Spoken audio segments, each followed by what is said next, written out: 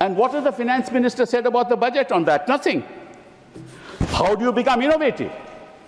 You only become innovative if you put money into R&D. The money that is put into R&D in US is $650 billion a year. In China, it's $500 billion a year. And what is it in India? If you really look back at the history of the world, and especially the European powers, when the Industrial Revolution happened in 1750, two things happened. One was universal education. The second was technology. That's how the empires ruled upon us. When China became the power that it is, the first thing that China did was universal education. Today, we have not even attained the goal of universal education. Forget about quality education. So if you don't have universal education, if you don't have quality education, तो आप बच्चों की skills कहाँ से develop करोगे? Kabil Sibal.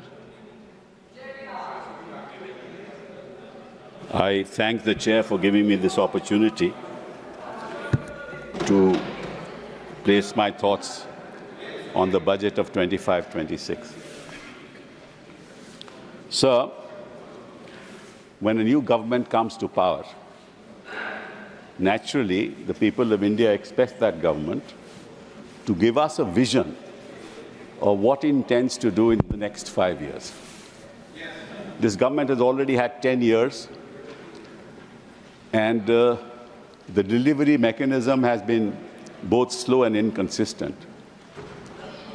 But we were hoping that after the 8th budget of the finance minister, we'll get some vision as to what the government intends to do. First of all, before you do that, you have to identify कि हमारे सामने चुनौतियां हैं क्या. तभी हम तय कर पाएंगे कि आगे हमें करना क्या है. अब इस देश में सबसे बड़ी चुनौती, जो मेरे हिसाब से, मैं गलत भी हो सकता हूं, इस देश से सबसे बड़ी चुनौती वो है कि हमें अपने बच्चों को शिक्षित करना है.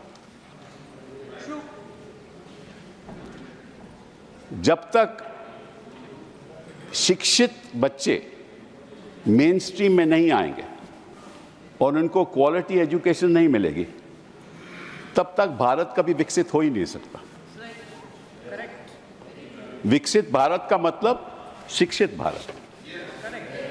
अब मैं आंकड़ों में नहीं जाऊंगा, लेकिन इतना जरूर कहूंगा कि इस बजट में उन्होंने 7% बढ़ोतरी की है एजुकेशन सेक्टर में.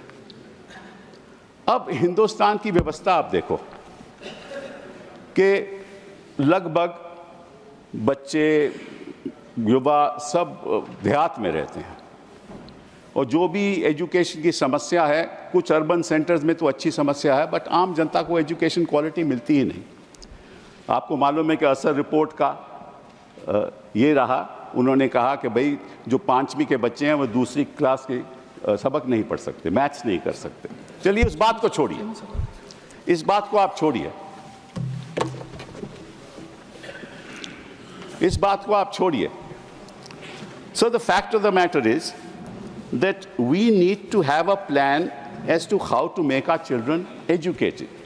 If you really look back at the history of the world, and especially the European powers, when the Industrial Revolution happened in 1750, two things happened.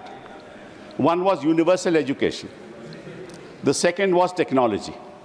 That's how the empires ruled upon us. When China became the power that it is, the first thing that China did was universal education. Today, we have not even attained the goal of universal education. Forget about quality education.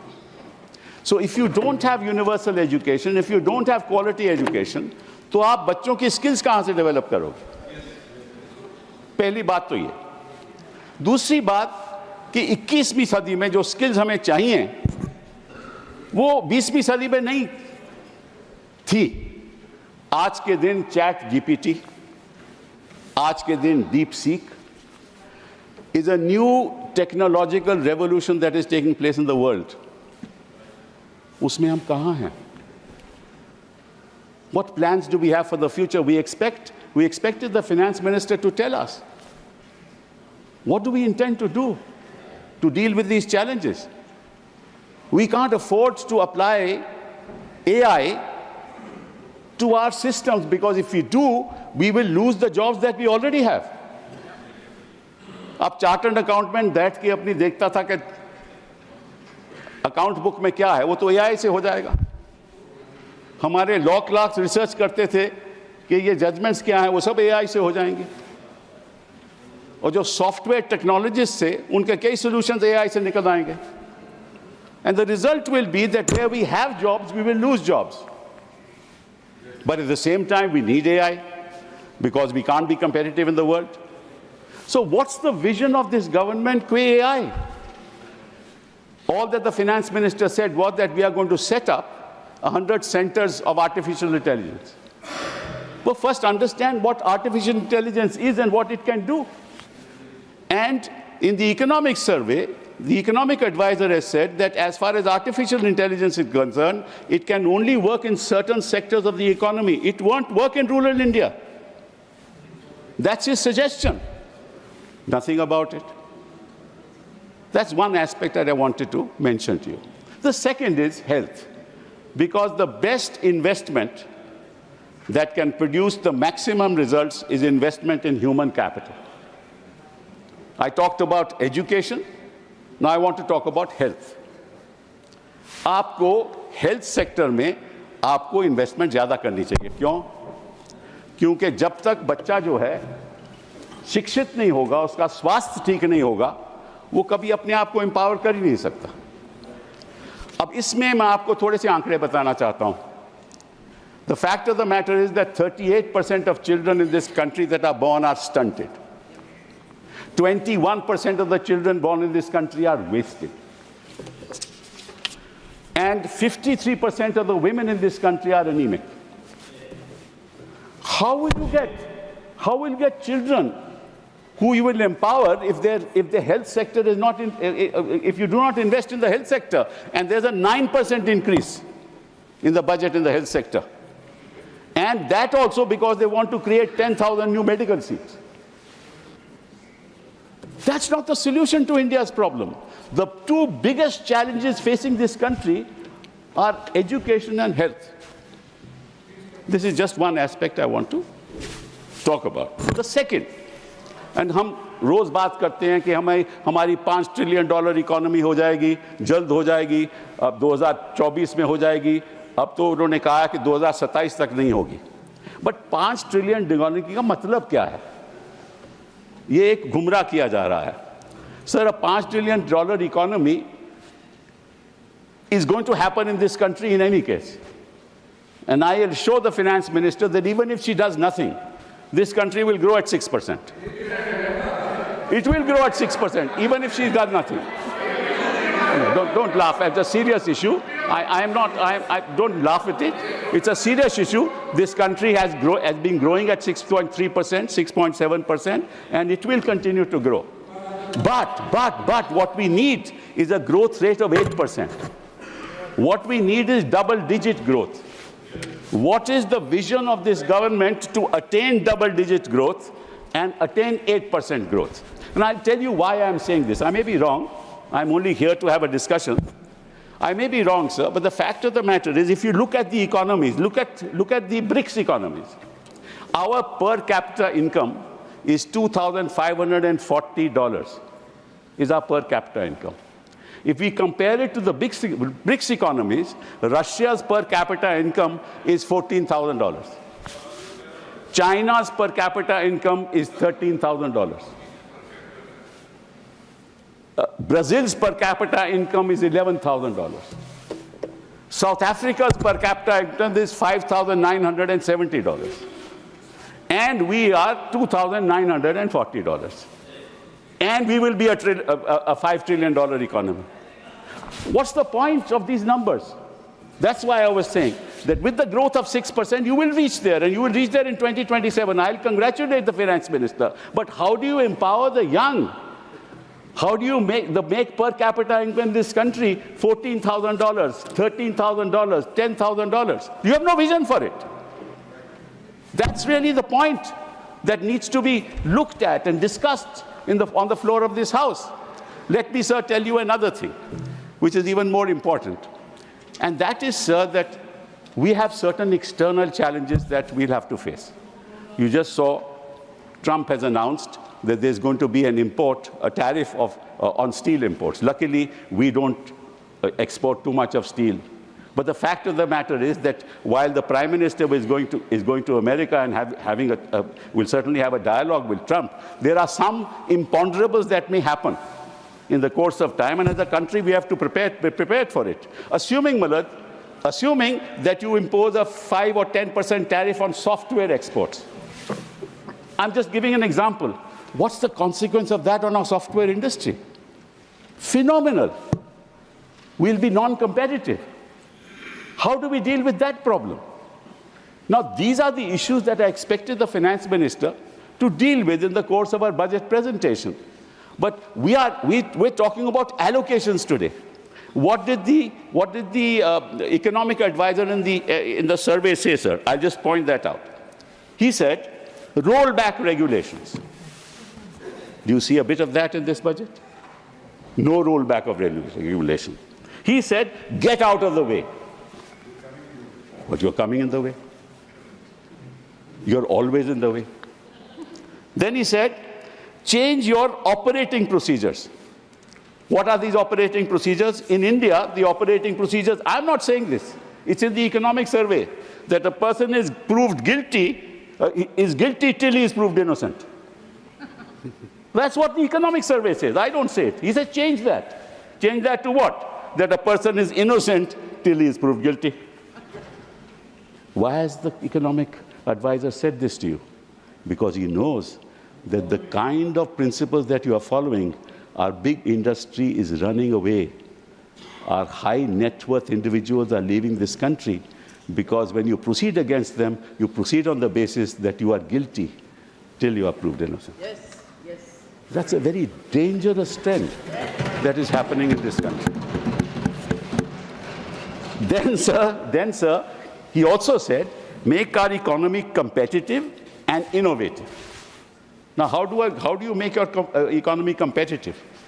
If most of your people in this country are involved in agriculture, and you have a dream of making India a manufacturing economy, and you have proclaimed that we'll contribute, the manufacturing economy will contribute 25% of the GDP. The fact of the matter is that whereas it was 16% of the GDP earlier, it has come down to 15%. 12.9%, my learned friend corrects me. In other words, your manufacturing, the GDP has decreased. Now, if you do not become a manufacturing economy, how will you become competitive? And what has the finance minister said about the budget on that? Nothing. How do you become innovative? You only become innovative if you put money into R&D. The money that is put into R&D in US is $650 billion a year. In China, it's $500 billion a year. And what is it in India? $50 billion a year. Unless you invest in R&D, you won't create. Sir, I just want to give you an example. Take this mobile phone. Now, this mobile phone, actually the hardware is in somebody else's hands, the Europeans' hands. The software solutions are produced by us. Now, the software is sold to the owners of hardware. So that software ownership goes to the hardware company. And then that company allows you to use the phone and charges you for the software. That's what it is. They give you a license fee. All right, you're using my phone, you pay this much. This is what is happening. Sir, I was Minister for Telecom. I asked the telecom industry, what is it in the telecom sector that you manufacture? Nothing. They're service provider. They don't manufacture anything. Your routers, everything is manufactured from abroad. How are you going to become competitive? What's the vision of this government? What's the vision of this government in the finance bill, in this budget, as to how we'll compete with the rest of the world? This is a very serious issue, sir. Now, I'll tell you, sir, there's another thing that I want to mention. That is that he said that now we have to deal with domestic growth. Don't rely on growth through your external exports, because you need to give more money into the hands of the people of this country. And on that, sir, I just want to point out very, very interesting data that, in fact, sir, there are about 8.09 crores in this country people who pay income tax. Of those 8.9 crore people, about 4.9 crore actually pay tax, or zero tax. And you are left with 3.19 crore people who actually pay tax. So with 140 crore people in this country, 3.19 crore people pay tax. So give me a few minutes more. 2 minutes. Just 3.19 crore people pay tax. Please now, of the 3.19 crore, that is 2.2% population of this country. So you can have two inferences on that. एक तो कि कई लोग tax ही नहीं देते, तो पकड़िए फिर उनको, और उनके पास इतना पैसा है ही नहीं कि वो टैक्स दें, तो उनके हाथों में पैसा दीजिए. आपने दोनों चीजें नहीं की. और रियलिटी ये है sir, that 50% of income group spend of income. Thank you, sir. But 2 minutes. Just 2 minutes, sir. 1 minute. 1 minute. Okay, fine.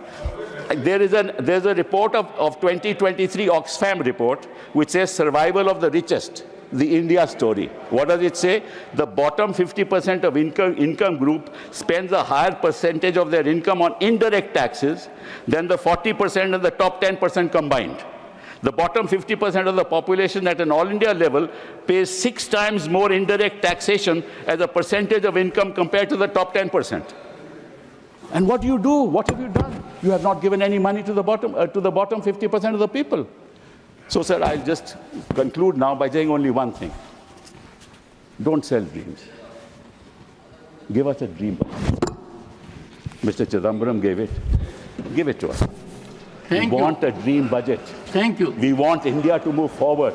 We will all support you if you have a vision as to when India and how India will move forward. Thank you. And we all hope that dream budget will come. Thank you. और आप हमसे जुड़े रहने के लिए subscribe करें YouTube पर, follow करें Twitter पर और लाइक करें Facebook पर. और ज्यादा जानकारी के लिए आपको टाइप करना होगा सिर्फ न्यूज़ नशा.